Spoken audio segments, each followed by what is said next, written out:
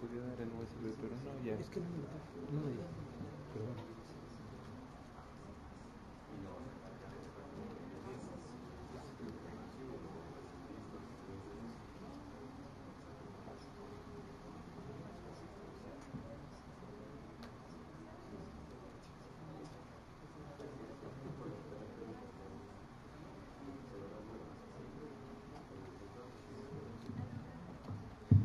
Bien, pues antes que nada me gustaría darle las gracias al doctor Cortés por su invitación, y yo les voy a hablar sobre un tema que está sufriendo muchos cambios y que va a seguir sufriendo cambios porque es un tema que está íntimamente relacionado con los avances que va existiendo en la medicina.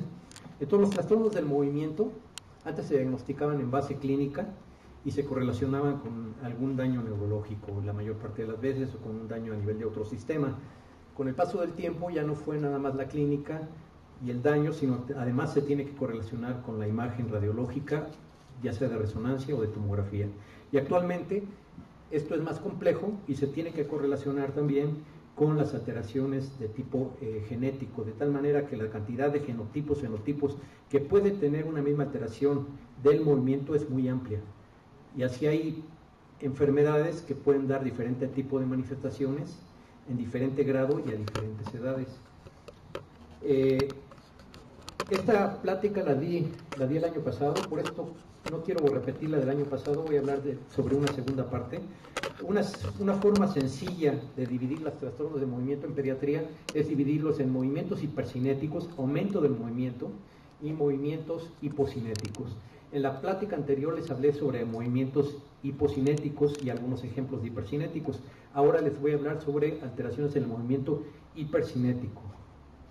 Necesitamos recordar algunos aspectos importantes acerca del movimiento, y lo primero es que en medicina no hay una definición adecuada de lo que es el movimiento.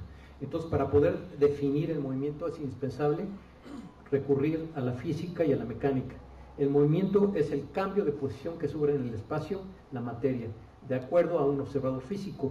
Es decir, si no hay un observador físico, no hay nadie que valore el movimiento. Pero la definición, aún así, es incompleta, porque para que haya movimiento tiene que haber espacio en el tiempo.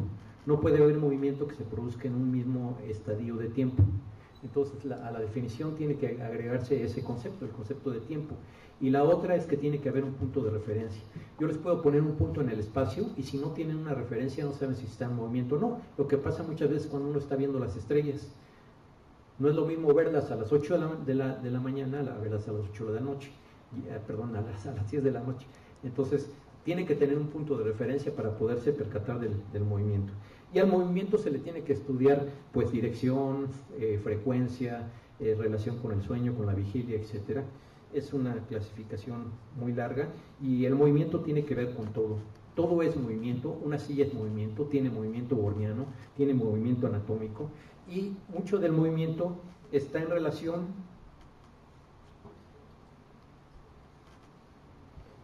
con la capacidad adaptativa que tienen los seres humanos ante la vida. Entonces, por ejemplo, este es el animal más veloz del mundo, 110 kilómetros por hora, aproximadamente en distancias de menos de 100 metros. Esto le permite alcanzar rápidamente a su presa, pero si se fatiga o envejece, son fácil presa de otros depredadores, principalmente del león. Entonces, perder el movimiento puede ser una situación muy delicada para este tipo de situaciones. El movimiento depende de varias estructuras. Todas estas estructuras ayudan a integrar el movimiento: la vía piramidal, la vía extrapiramidal, los ganglios basales, que son muy importantes. Los ganglios basales son como una enorme caja donde llegan impulsos constantemente. Ustedes están sentados aquí, están oyendo mi voz, están viendo la luz, están sintiendo la posición que tienen, aunque esto no sea completamente consciente, y sin embargo solamente algunos de estas aferencias tienen respuesta. Entonces es como una caja selectiva. Puede haber alteraciones de la vía sensorial, del tallo, etcétera. Cualquier alteración de cualquiera de estas estructuras puede alterar el movimiento. En México no contamos con una casuística para determinar exactamente en pediatría cuáles son las alteraciones del movimiento más frecuentes. Esta casuística es argentina y pueden ver que los tics son los que principalmente son diagnosticados por el pediatra, las distonías por el neurólogo, pero Aquí no está contemplado uno de los trastornos del movimiento más frecuentes que frecuentemente observamos, que son los movimientos estereotipados, que son los que tienen los niños con retraso mental o con autismo. Entonces, este es el problema o la crítica que tiene este artículo.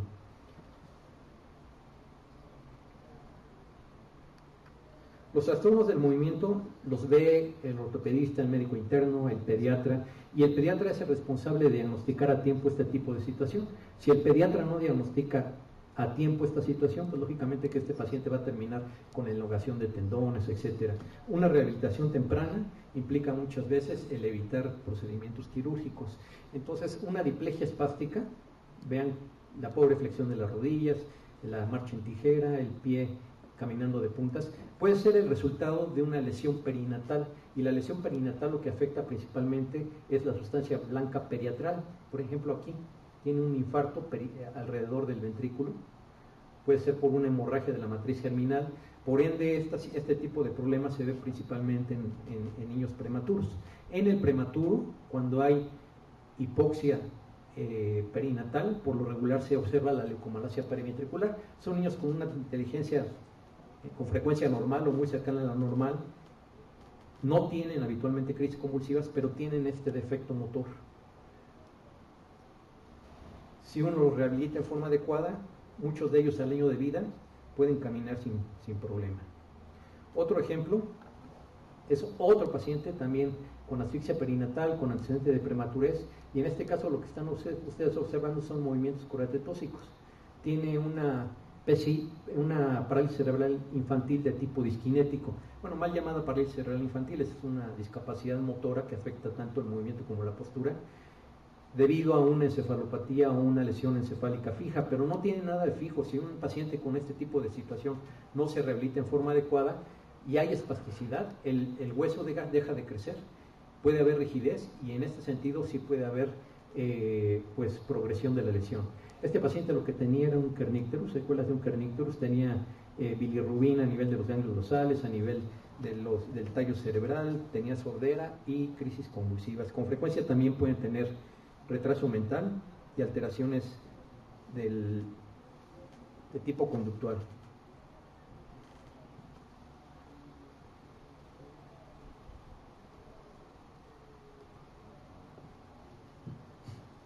Bien, la marcha es muy importante estudiarla, de tal manera que en la actualidad existen clínicas de neuroortopedia, una de ellas y de las más famosas se encuentra en Madrid, y en Madrid un apéndice de esta clínica es el estudio de la marcha.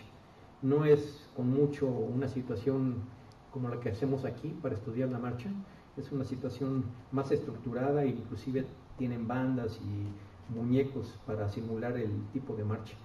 Quiero que vean ¿qué es lo que hace este paciente? No puede subir la punta de los pies, el pie cae en forma pesada, ¿sí? Tiene una marcha de tipo neuropático en este patch, y si uno la oye cuando tiene zapatos, hagan de cuenta que estaban oyendo los cascos de los caballos. Esta es una lesión frecuente en pacientes que tienen afectado el nervio periférico. Este tipo de movimientos anormales son movimientos reptantes que afectan principalmente las porciones proximales, pero también pueden afectar las porciones distales. Movimientos reptantes de diferente frecuencia, generalmente se exacerban con la ansiedad. En esta niña lo que llama la atención es que nada más están presentes principalmente en el hemicuerpo del lado derecho. Son movimientos de tipo coreico. La corea reumática con frecuencia se manifiesta como una hemicorea, no necesariamente como una corea universal. El diagnóstico diferencial se tiene que hacer con muchas patologías, entre ellas tumores de los ganglios basales, infarto de los ganglios basales, etc. Lo importante de las coreas es que vean ustedes los movimientos reptantes proximales y distales. No hay corea sin atetosis, los distales se llaman atetosis, y tampoco hay atetosis sin corea. Entonces simplemente anteponemos el nombre dependiendo del tipo de movimiento que predomine. Aquí predominan los proximales, entonces una coreoatetosis. El paciente que tiene una coreoatetosis de este tipo, reumática, que lo seguimos viendo sin carditis la mayor parte de las veces, estos pacientes los regañan varias veces. Una vez les regañan porque rompen la luz, otra vez porque gesticulan, y otra vez porque tienen alteraciones de la conducta. Entonces es una forma de recordar y saber cómo se debe de hacer el diagnóstico de la corea reumática. Las distonías en el adulto pues se dividen en primarias y secundarias, dependiendo de la etiología, pero también pueden ser divididas en focales y generalizadas. Las focales las vemos principalmente en el adulto y tienen mucho que ver con la ocupación. Le voy a poner algunos ejemplos para que vean qué es la distonía. Esta violinista trata de llevar los dedos hacia las cuerdas y la distonía de los músculos extensores no permite que lleve los dedos a las cuerdas. Una distonía es un movimiento anormal que se debe a una cocontracción muscular. Aquí no existe la sinergia entre agonistas, antagonistas y sinergistas. Aquí se produce una contracción de ambos al mismo tiempo que originan movimientos de torsión y alteraciones en la postura de carácter involuntario.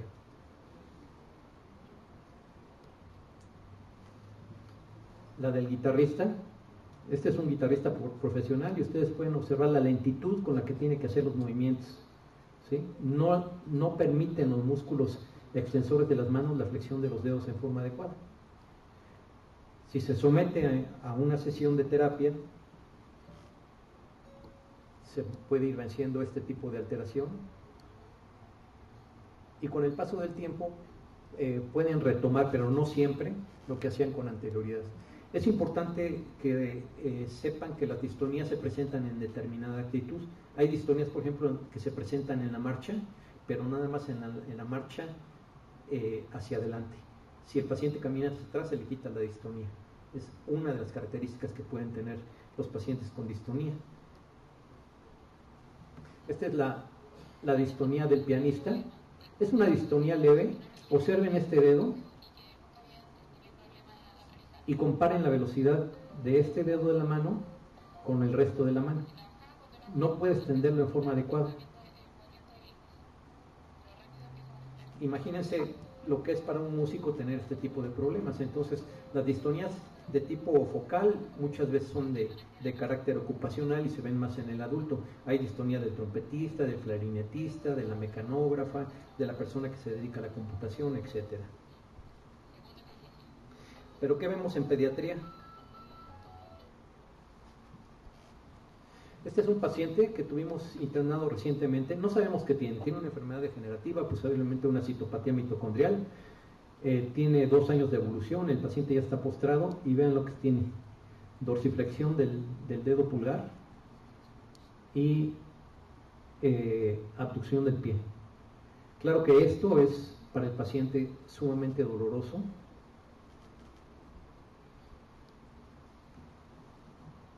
Tan doloroso que pues los familiares lo que trataban es de que no flexionara el dedo pulgar.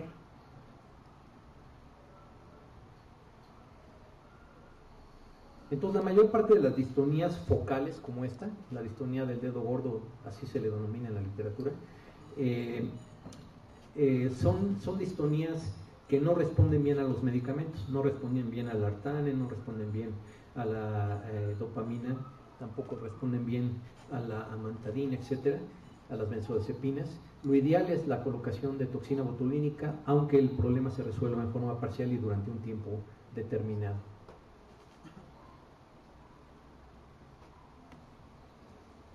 Esta es otra paciente con una distonía rara, es una paciente pediátrica y ustedes pueden observar cómo los músculos de la lengua se engruesan y no le permiten realizar los movimientos normales. Por supuesto que tenía alterada la mecánica de la deglución. Aquí está, ¿vean? Tiene una distonía de la lengua, que no es una situación frecuente, es una situación rara, pero si no se ve, no se diagnostica.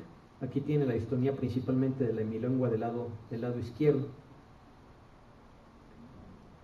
Esta paciente pues está siendo objeto de estudio, no tenemos todavía un diagnóstico, se han descartado varias enfermedades y respondió parcialmente a la administración de carbidopa-levodopa. Otro ejemplo de distonía focal, que también lo pueden observar con frecuencia, pero con frecuencia no se les hace caso, e inclusive hasta puede ser un diagnóstico de camión. Este paciente, si ustedes ven, tiene un espasmo hemifacial. A lo mejor ustedes no le dan mucha importancia porque pues, no es muy notorio, pero para él que lo vive de diario y que convive con otros muchachos de su edad, pues a lo mejor, no sé, ya le pusieron algún tipo de apodo, ¿no? Si observan, tuvo un accidente automovilístico, tiene varias huellas de traumatismo y tuvo una lesión del facial. En todos los pacientes que quedan con daño axonal del facial pueden desarrollar espasmo hemifacial. También mejoran con la administración de toxina botulínica. La situación de las distonías puede ser una situación muy grave y muy aparatosa. Entonces, hay diferentes distonías primarias. Las distonías primarias son más frecuentes en pediatría que en pacientes adultos. Inician a diferentes edades, pueden ser muy tempranas. Lo habitual es que inicien alrededor de los 8 años y van originando que el paciente vaya teniendo deformidades estructurales de la columna, deformidades a nivel de la cintura escapular, pueden originar también distonía laríngea, y pues estos pacientes necesitan un tratamiento de tipo multidisciplinario porque tienen además problemas de tipo psicológico, son segregados en su trabajo. La respuesta a los tratamientos que existen en la actualidad puede ser parcial. En ocasiones responden algunos de ellos a la dopamina, en ocasiones responden algunos de ellos al triexifenidil o a las benzodiazepinas, pero el problema es cuando no responden, ¿qué hacemos? O sea, aplicar toxina botulínica en todos los paravertebrales, en los músculos de los brazos, aparte de que es muy caro, no es viable porque la cantidad de toxina que se pueda administrar siempre es limitada de acuerdo al peso que tenga cada paciente. Entonces, en este tipo de pacientes lo que se está haciendo a nivel mundial es la colocación de un electrodo a nivel del pálido interno. Se estimula hasta crear un Kennedy negativo y en base a eso se crea un marcapaso para evitar que el paciente tenga secreción de excitadores a nivel del sistema nervioso central y con eso puede disminuir la distonía. Esto se está realizando cada vez más en el mundo. En el servicio tenemos solamente 3 pacientes y la mayoría, pues desgraciadamente se le hace la cirugía, ya no lo manejamos nosotros, sino queda manejado por las personas que colocaron el dispositivo. El dispositivo es caro, cuesta alrededor de 450,000 pesos. Entonces hay una enorme fila esperando que alguien les haga la donación para este tipo de cirugía. Las distonías en pediatría, las generalizadas, son generalmente distonías hereditarias y cada una de ellas puede tener un gen diferente. Entonces a este gen se le llama gen de la distonía o gen DIT. Hay varios tipos. Algunas de ellas las podemos ver en México, otras no las vemos en México. No conocemos en México cuál sea la predominante, pero la tipo 1 es la más frecuente. No se ve solamente en judíos askenazis, también ya hemos tenido la oportunidad de diagnosticarlo aquí en el país. Este es el marcador, es el gen que está afectado. El inicio es focal, pero se generaliza. Pueden tener una evolución en X, es decir, primero se afecta una pierna, luego un brazo, luego el otro brazo y luego la otra pierna. O pueden tener una evolución en Z, primero una pierna, luego la otra pierna, luego un brazo y luego el otro brazo. La situación es que con el paso del tiempo van mermando todas sus funciones de tipo motriz. Otra importante es esta distonía, que no se conoce el marcador, es autosómica dominante y se presenta en poblaciones generalmente con endogamia, que en México pues, hay como 250 poblaciones endogámicas. Esta también es importante que la conozcan, es la Segawa. Hay 2 tipos, la 5 y la 6. Es una distonía que se presenta en la niñez con fluctuaciones diurnas y que tiende a generalizarse conforme pasa el tiempo, pero esta responde en forma dramática al levodopa cardio. Uno le da dosis muy bajitas, 3 a 5 miligramos por kilogramo de peso, una sola dosis o 2 dosis al día, y la respuesta es espectacular.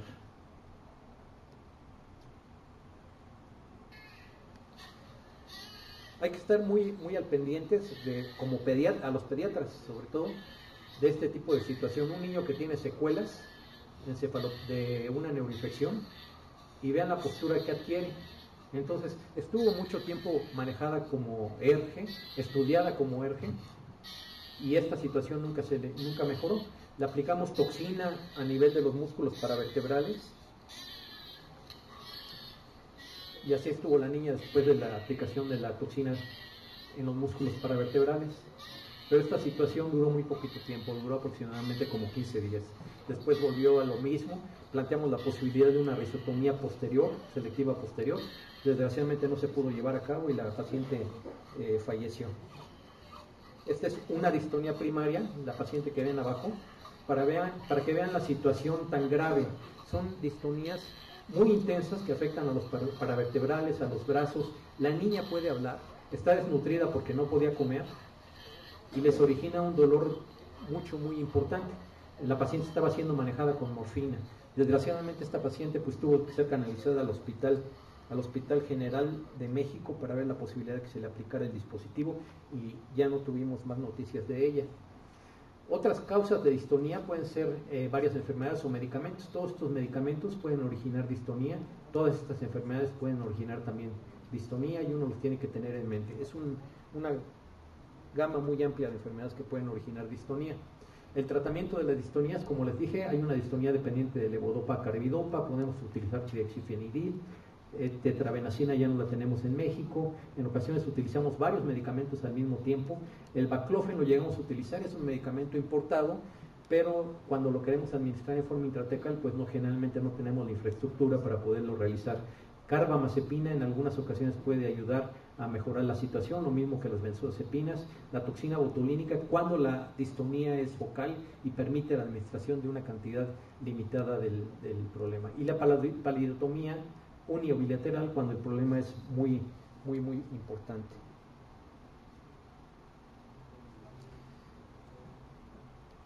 Otro ejemplo de una paciente con una distonía de músculos paravertebrales, lo mismo, pensaban en ERGE y la niña no podía dormir, llevaba 3 días, el cirujano para poder hacer la gastrostomía quería que la sedáramos, porque pues esto representa la posibilidad de que las heridas se hagan discentes después de la cirugía. Entonces también administramos en los paravertebrales la toxina botulínica y esta es la niña antes de la cirugía. Yo creo que no había dormido y aquí ya está muy relajada, ya no adquirí la postura de Sandifer, que no es patognomónica de ERGE, también se ve en la distonía del tronco. Esta paciente lo que tenía era un síndrome de Aicardi con una corioretinitis de tipo ensacabocado y tenía malformaciones múltiples a nivel del sistema nervioso central, incluyendo heterotopias y paquigiria.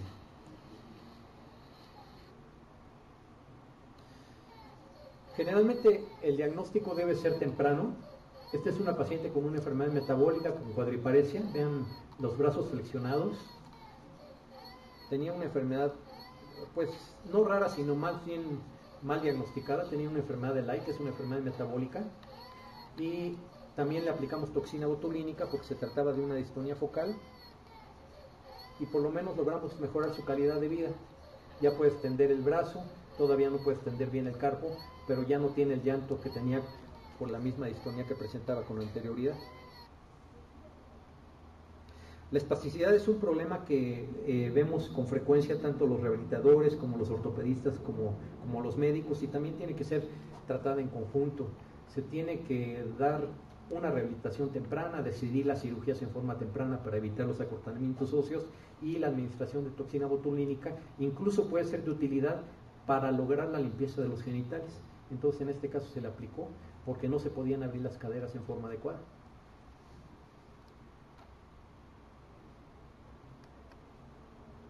Bien, este es un grupo español, es un grupo que está realizando la estimulación palidal, se encuentra en Barcelona. Ellos tienen uno de los background más grandes en cuanto a la administración o el procedimiento quirúrgico, y la mejoría que ellos observan realmente es importante, pero también tiene sus riesgos, sus complicaciones. Puede presentarse sangrado, puede presentarse infartos o infecciones. Y esta es una paciente con corea, pero además tiene movimientos distónicos, tiene escoliosis, no está demenciada. Y esta paciente la estamos estudiando porque estamos sospechando la posibilidad de una citopatía mitocondrial, porque además tiene afectado el nervio periférico. Se alimenta a través de una sonda nasogástrica. Y este son el tipo de pacientes que requieren ser estudiados en forma integral, y que yo creo que instituciones como estas deberían de darle el apoyo para poder llevar a cabo las cirugías que anteriormente les he mencionado.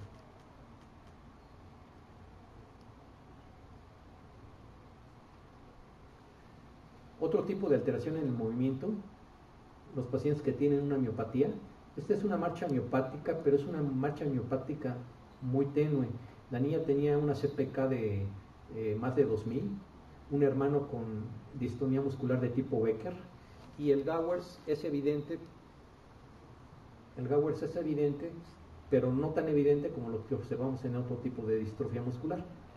Esta niña tiene una distrofia muscular, seguramente es una distrofia muscular de cinturas, y también tiene una alteración del movimiento, pero en este caso es una alteración del movimiento de tipo hipocinético.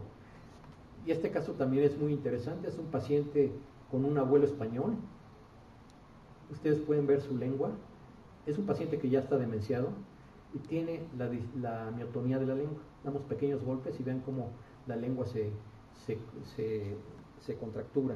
La miotonía también se puede desencadenar a nivel de los brazos, pidiendo que realice movimientos como cerrar las manos en forma muy fuerte y no las pueden abrir fácilmente. Entonces esta es una miotonía de las manos y la miotonía de la lengua. En conjunto y con el estudio de genética molecular y la biopsia de músculos se diagnosticó una distrofia de Steiner. Bien, pues les podría hablar mucho acerca de todos los que son las alteraciones del movimiento. Esta es una segunda parte de una gran cantidad de alteraciones en el movimiento que nosotros habitualmente observamos. Es tan grande la cantidad de alteraciones en el movimiento que en la actualidad hay tratados para estudiar el movimiento. Bien, pues también invitarlos a una investigación que está llevando a cabo. Es un estudio proyectivo, observacional, multicéntrico, comparativo y aleatorizado. El objeto es determinar por qué en algunos lugares algunas niñas tienen movimientos pocos habituales, por lo que se tienen que agarrar de algunos tubos para evitar la caída. Las inscripciones son con el doctor Cortés.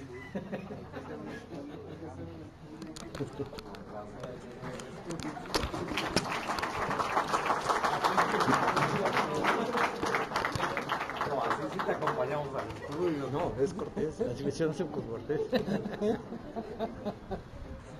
Muchísimas gracias. Ah, de nada. Sí. ¿Cuál es su nombre, doctor? Guillermo Dávila. Gracias.